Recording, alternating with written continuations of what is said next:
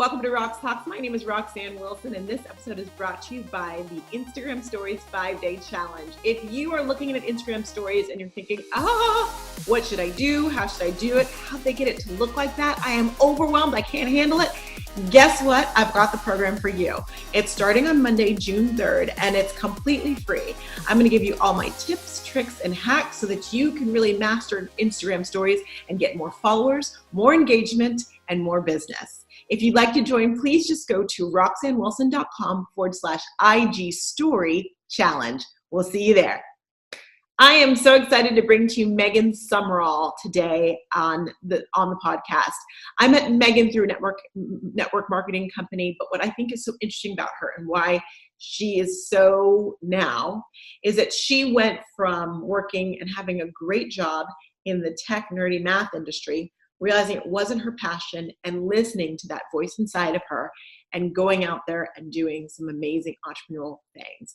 If you are someone who is wondering what your passion is, wondering where you lost your passion, and just wondering what to do next, I encourage you to listen to this episode because I think what you're going to hear from Megan is really going to resonate with you.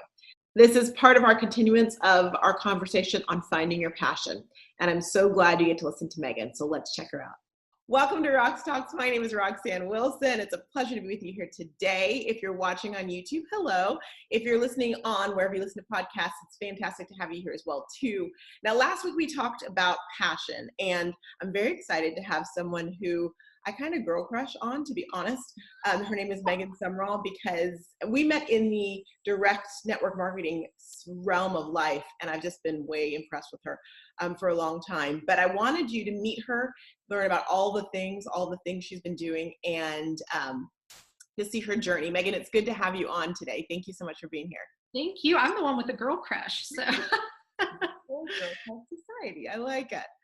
Now, Megan, you come from a background of tech nerdy, which is so not, if I do stereotypes, it's so not, like I would never have guessed, but that's your background, right? It is. Yeah. I was a math major. I love numbers. I love all things math, and stumbled into a path as a software tester early on in my career, and then kind of evolved into what they call a software quality architect, where basically that means I would go into organizations and help them establish new systems, tools, processes around their software development to help improve the quality from start to finish, including the testing aspect of it. So yeah, super nerdy stuff. I love it. Super. But that's not what you're doing right now. No. So complete 180. And it's funny because when I think about my past, I didn't realize it, but I always had an entrepreneurial bug in my body. And back in high school, we had this economics class and we had to start a business. And so my girlfriend and I started a cookie business, and things just kind of over the years, I've dabbled in a lot of different areas of working for myself. I think I always deep down somehow knew it was something I really wanted to do. Mm-hmm. I tried a lot of things and I failed at a lot of things. I mean, from making wedding cakes. Yes, I went to night school and learned how to decorate cakes.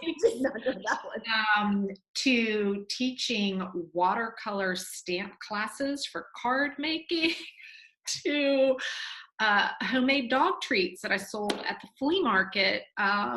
You like did it, but that's a true entrepreneur, does a lot of different businesses.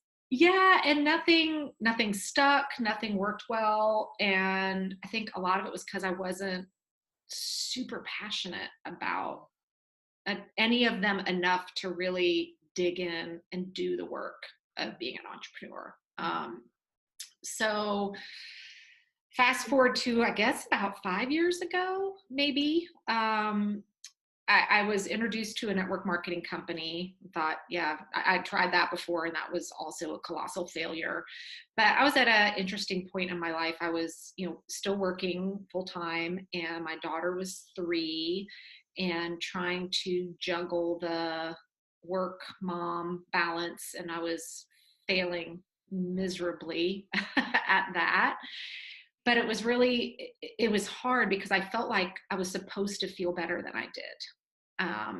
we had wanted to have a child, and it wasn't an easy journey for us to have one. So now here I was, but that was really hard. And I had this job that was a great job, great company, super interesting work. And everyone would always tell me, "You're so lucky." And I would smile and, "Oh, I am. And on the inside, I'm like, I don't feel very lucky. And so I thought something was wrong with me. I'm like, I've got a great life and I'm really not happy. So I think that God put the network marketing opportunity in my life because it was going to open the doors to finally giving me the courage to walk away from corporate and really pursue the things that I love and I'm passionate about. That brings me the time freedom necessary to enjoy motherhood in a way I wasn't either. What was when you first heard about the network marketing company, and what was different from all the other things that you did where you said, yeah, I'm really going to try it? Like, what was that tipping point for you? Well, when I joined the company, I just did it for the discount. I'll be honest. I liked the products. I knew I'd be using them. So I'm like, well, I might as well get them cheap. But in the back of my head, I thought maybe, I was like, nah, that doesn't ever really actually happen. And because I was coming from a place of just genuine love for the products, I shared them very happily with friends and family, and people were loving them too. And I had a moment, I was in Florida for work, and it was a particularly tough time with our daughter with separation anxiety severely when I wasn't around. And so I'm on the phone with her at night trying to sing to her to get her to stop crying, to go to bed. And I knew before this trip, I knew it was not a good time to be leaving with stuff that she was going through. And she's sobbing on the end of the phone. And I'm, way, way, way far away trying to calm her down. And it didn't go well. And I just remember hanging up the phone that night, laying in my hotel room. I just started sobbing. And I said, something has to change. This is not okay. Mm-hmm. And that's when I said, well, the one thing I've got in my life right now that might provide that change is this network marketing company. Clearly, it can work. I'm seeing other people really successful, and I'm starting to get some success. So what if I just go all in? Like, what if? And if I fail, I fail. But at least I can say I tried. So that was kind of my turning point of saying, game on, I'm going to really go for this thing. And 18 months later was generating enough income that I was able to leave corporate. Wow, that's amazing. Now, I'm not going to say I replaced my IT salary. That did not happen, but it was enough for me to be able to walk away and then go say, now what do I want to do? Mm-hmm. Now, and so that's interesting because your story doesn't, and it's and there's no wrong or right or wrong with that, but your story does not end with, and now I'm still doing this. It led to, and now I want to do my own thing, that true entrepreneur spirit in you. So tell me about how that all came to pass. Well, it's interesting because I was listening to your podcast from last week about how, and I love me a good list. I mean, I'm a math major, true and true. I love lists. I love all that kind of organization. And I was led through a coach, my business coach, life coach, I don't know what you want to call her, that I started working with. And we went down that exact path of walking through that process that you talked about. And again, I loved how you said, yeah, this isn't something you do in 10 minutes. This was work for months of really saying, what makes you happy? What lights your fire? What are you passionate about? What in your life is a complete joy suck? Like, what do you hate doing? And it's an iterative process. And I knew for me, I've always loved training, teaching. I did a lot of training in the IT space. And particularly, I love it when you're teaching something and suddenly you see the light bulb go on for somebody. And they're like, I get it. And I can do this. Like that lights me up all day long. And that was one of the reasons why myself and my co-founder, Jennifer Turnage, we were led to start the My Beehive company and brand, which we were both struggling with our network marketing businesses of tools, processes, systems. You've got to have those in place if you're going to be able to run a big business in small pockets of time. And we kept hearing people saying the same thing. But then coupled with that, because I mean, there's a lot of women in network marketing, a lot of women who maybe have stepped away from the workforce for a while and are now coming back in, and they're scared to death to jump back into technology because they feel like I've missed so much. How am I going to learn this? How am I going to get caught back up? So that is really kind of the inspiration behind starting My Beehive. Was we wanted to build a tech platform that was simple, elegant, unashamedly feminine. We love our brand. And really encourage and help and inspire women to say, yeah, you can do this. You can get back in the tech game. It doesn't have to be that hard. And we're gonna be here to help train you, coach you, bring you along so that you can have more success in your business. I love it. Now tell everyone what My Beehive is about. What is it like practically? So if you have a corporate background at all, you've probably heard of Salesforce.com or some other CRM out there, HubSpot, whatever. Basically, a CRM system is just a way to have a list of contacts that then you can keep a history of what you've talked about, when you talk to them, and then most importantly, set a follow-up reminder of when you need to talk to them next. And in network marketing, that is at the heart of your business. Your list, the list of people that you need to be talking to, fortune is in the follow-up, all that kind of stuff that goes with sales. But when you go look at a traditional CRM platform, they don't work for the person-to-person solopreneur space. They are way overkill. If you sit down to use a Salesforce, the first thing it says is, what's the size of the opportunity? I'm like, dude, I just need to remember to call Becky next door because she wanted some products. Like, what do you mean, what's the size of the opportunity? So that's what My Beehive is it's a really elegantly simple relationship management platform for you to store your whole list of contacts, and then every day have it tell you, here's who you're supposed to follow up with today and here's why. So that way, when you do have 20 minutes to sit down and work your business, you can jump right into action and do something meaningful with your time. Which is fantastic. Sometimes people just want you to tell me what to do. It's like when you don't want to pick what to make for dinner. Just tell me what you want me to make. Just tell me. And that's what My Beehive does. So, which is amazing, by the way. And I've seen it grow. I've had the great fortune of seeing you grow with it. How many years are you in now with My Beehive? So 2 years. We actually launched our beta platform 2 years ago next month. Can you believe it? Happy anniversary. Thank you. Yeah. So we formed the LLC just a little over 2 years ago, but we went into beta June of 2017. And so we've got, over 130 brands now on the platform. I think we're in 8 or 9 countries. I have to check. It changes every day. And it's great. The thing that makes me the happiest is when one of our users talks about what it's done to their bottom line, how much it has grown their paycheck, and they're not working any harder or any more hours. And oftentimes they're working less hours. Wow. Because when they sit down to work, it's intentional and meaningful. Wow, that's amazing. And My Beehive is not just about the platform, because you do a lot of educational pieces with it. You're constantly training, right? We do. We kind of like the idea of community, technology, and education. So as part of our just free user group, we started bringing in a lot of folks in there to train on other aspects of how to be a successful entrepreneur, because while a CRM is great to have, there's a lot of other pieces and parts that you need as well.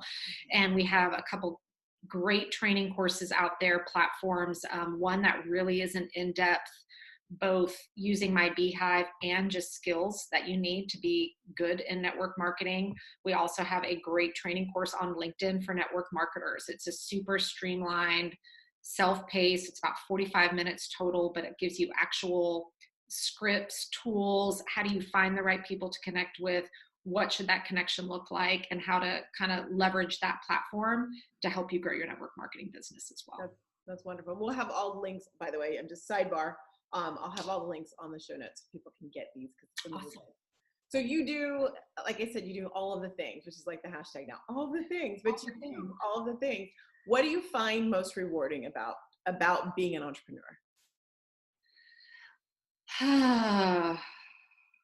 Gosh, there are so many things. I think for me, the big push was the time freedom, which makes me laugh in some ways because I swear I work harder and more hours now than I did when I was in corporate, but it works around my schedule and my priorities. And so every day I pick my daughter up at school at 3 o'clock and I'm a mom, and I am 100% a mom from that moment until family dinner time is over. And I couldn't have that before because I was responsible for other people's deadlines. And, I didn't have control over my calendar. So I love the fact that as an entrepreneur, I get to decide what my priorities are and work things around that. That works for me because I am a hard worker and I'm a self-starter. I think a lot of entrepreneurs, and I've fallen in this trap too, we get so excited with just taking online courses ourselves, like, oh, I got to learn how to do this. And then all of a sudden 4 weeks have gone by and all you've done is watch courses and you haven't launched into action yourself yet. And, particularly, I think a lot of people that are drawn to being an entrepreneur tend to be perfectionists. So for me, it has been, I'm a super type A OCD, math major, all the labels that you want to put on with that. But the most freeing thing for me on this journey, and I love the phrase, is just going into messy action. Messy action. Messy action. And it has been tremendously freeing for me to say, you know what? It's not perfect, but it's good enough, and let's give it a try. And then learn from it so that the next time it's even better. Mm-hmm. And so I think the time freedom and just the constantly learning, challenging yourself. I look forward to the failures because I know it just means that the next thing's going to be even better because of what I'm going to learn. I love that. And I think that's so important too. I think people think, okay, I've made the plunge. And then it's all like, they think, and now I'm going to be Jeff Bezos. And now I'm going to be like, but everyone who is successful has that graveyard of things that didn't work or things that they tried that were failures. And I still have nights I wake up at 2:30 in the morning in the cold sweats. I'm like, oh my God, what have I done? Like, what have I done? I walked away from a 20+ year career, a really good established one, to be doing these things. Like, this is nuts. But I'm the happiest I've ever been I love that. in my life. And so I think, that goes back to what you were talking about on just really pursuing all in whatever that passion and purpose is for you, and not letting other people's ideas of what they think your passion and purpose is. Because I did that for a long time. I let all those you're so luckies make me doubt myself and doubt what I was, I had these burnings inside to go do something else. I'm like, oh God, I'm pretty lucky.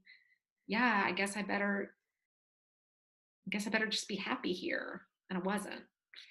And I think that's something that, or I know that's something a lot of people struggle with, that I should be happy right here. But inside a little part of them, I don't mean to be dramatic, is dying. Yeah. They're not feeding that part of themselves that's just asking, knocking, trying to get out. So what advice would you give to people who have that yearning, or they feel like something's either missing or they know they should be doing something else, and they're in that I'm so lucky phase? Yeah. And, it's always that challenge of, you do have to make a living. You have to be able to feed yourself. So it's unrealistic to say, I'm just going to quit tomorrow and see what happens.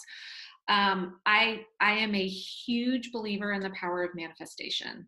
And it's so funny because if you talked to me about that 5 years ago, I would have bucketed that up as that woo-woo crazy whatever stuff. But Jen Sincero is, I think, the greatest writer of all time. truly say her books changed my life. And I would advise anybody who is having that, like, I'm not feeling fulfilled, to go through exactly what you had talked about. To write down, like, sky's the limit. What would your dream life look like? Truly, down to where you're living, what are you wearing, what are you driving, what are you eating, you inside or you outside? I get the chills just even talking about it, because I still do that. I still go through this process myself all the time. But what would that look like? And draw a picture of it, get it visual out there somehow, whether it's on a Pinterest board, on a poster board, but something where you can go back and look at it often, and then say, what one step can I take today to get me one step closer to that? It doesn't have to be, I'm going to go quit my job. But if your calling is to go write a book, well, then what can you start doing today? You could actually sit down and start writing. Yeah, there's something that you can be doing, and to not let other people's reactions to your big dreams or your vision derail you from it. And so for me, that meant I guarded it. I was very protective of it for a very long time, until I got so comfortable with it that I'll tell anybody what mine is now. And because I'm not married to their reaction. Mm-hmm. They can react however they want, and it's not going to, undo how I feel on the inside. But until I got comfortable with that, I was very protective with that and kept it just with me, because it was like having a new baby. I needed to take care of this thing until it was strong enough and big enough that other people's reactions to it weren't going to change it for me anymore. And I think that's a good point, because we always hear, like, if you have a goal, you have to put it out there. And I'm all about that. I'll put goals out there. However, I 100% agree with you. I think especially if you're in a situation where, like where I was or where you were, like, I'm a lawyer and I'm like, I want to shut it all. And people are going to look at you like, we need to put her into, like, she checked into somewhere. I think that it's so important to take that moment and go, okay, I value this so much, and I'm going to go ahead and protect it, like you said, like a baby. Make sure it's had all its shots. Make sure it's healthy enough. And put it out in the universe. Yes. Put it out there. Yes. And get it out. Pinterest board, I think, is such a great idea, because you can visually see it. That's a fantastic way to do it, and to make those steps, so that when you're ready to have your coming out, your cotillion, whatever you want to call it, your debutante ball, it's there, it's ready to go. And so, because the world today can be so judgmental, it's a lot easier for me to sit on my couch and go, It's like why we like reality TV. Oh, I can't believe he did that, and can you believe she did that? It's so much easier to be a critic, maybe even a troll, than to actually go out there and do something and try, for sure. Yeah. And I think to be open to, once you've put it out there, then you just got to leave yourself open to what it's going to look like. Mm-hmm. And for me, that's been the hardest part, is not dictating the how. Yeah. Because I'm a planner. I'm an organizer. What I do, I want to tell you exactly how I'm going to get there. And so learning to say, I'm putting this out there. This is my big, scary dream, goal, whatever. And now I'm going to be open to receive the how that's going to happen. I mean, obviously I've got ideas, so I can start doing something, but kind of like what happened with you, if suddenly you get a phone call about, hey, can you put the word out for this apprentice? Well, maybe there's a reason I'm getting that phone call. And so whenever something comes at me now, I'm learning to take a minute and say, why did this just present itself on my doorstep? If my initial reaction, particularly if my initial reaction is, oh no, yeah, now I got to ask myself, hang on, maybe I need to have a little bit more of an open mind with for a moment and see if that's go through the steps of, is this meeting that goal, that ultimate place I want to be? Exactly. Yeah. I love that. So would you say that, well, you've talked about your transformation, but I haven't heard, what is your passion? Like if someone said, what's your passion? What is your passion, Megan? I think it goes back to my roots in math, and funny full circle around back to my old career. I absolutely love helping particularly other working moms figure out how to get better skills around time management, organization, and productivity. I hate the word busy. Oh my God, it is so overused. Sweet Jesus, everybody stop talking about how busy you are, please. I don't mean to interrupt, but that's my word too. Like, I hate that word. I hate it. I hate that you're lucky, and I hate that I'm busy. Quit using busy as an excuse to not have your shit together, quite frankly. But at the same point, if your brain is not wired that way to naturally create systems and processes and all of that in place, that is something that is kind of my new passion project. And when I look back at all the things I've done, they all tie into that. I mean, hello, my beehive, it's a system to help you organize your business. So that is definitely an area that I am doing a lot of work and research around, and hopefully we'll have some cool stuff coming in that space soon. I'm excited. We'll have to have you back on to talk about those things too. Yeah. What do you do for fun when you just are like shedding, because you're an entrepreneur, so you work all the time. What do you do when you're not working? How do you replenish yourself? It's funny because like now when I do have free time, I'm consuming books that relate to, but to me that's downtime, but I guess that's still kind of working. I'm an avid puzzler, so jigsaw puzzles. And thank goodness I've finally gotten my 8-year-old daughter to love it. So we usually have a large 1,000-piece puzzle set up. So sometimes I can't set one up because I tend to get a little too OCD about it and can't stop. And at this point, this may sound corny, but just enjoying being a mom. Not corny at all. And just seeing what that means. Our daughter has some struggles with anxiety and sensory stuff. And so for the first several years, it was just nothing was easy or very fun. And so now that we've made a lot of progress on that, to be able to just go out with her and have a good time somewhere it's amazing. I'm not a mom, but when you said enjoying being a mom, I just thought to myself, I know that there are a lot of women listening right now that are going, oh, I want that feeling to just have the time to just enjoy being a mom. Yeah, I mean, granted, it's not, don't ask me that every morning getting ready for school. I'm going to lose my mind just about every morning, but in other pockets. But under those pockets. And then travel. Like travel is a passion of mine. We don't do nearly, at least as family, we haven't done nearly enough of it, but we have now started making that a priority.